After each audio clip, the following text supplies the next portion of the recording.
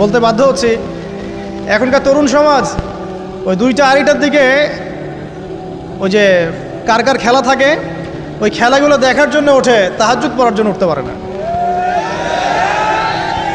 অথচ আল্লাহ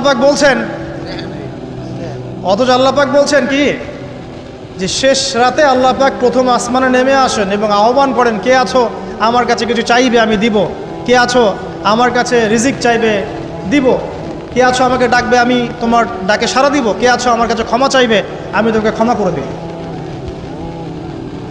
প্রিয় যুবক ভাইরা, আল্লাহকে মূল্যায়ন করতে শিখুন। এই সময়গুলোতে দোয়া করলে ইনশাআল্লাহ তাআলা আপনার দোয়া কবুল হবে ইনশাআল্লাহ।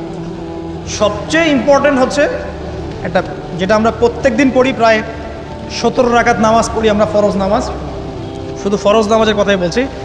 এখানে আপনি 34টা সেজদা করেন, 17 রাকাত ফরজ 34টা সেজদা করেন, প্রত্যেক সেজদা যদি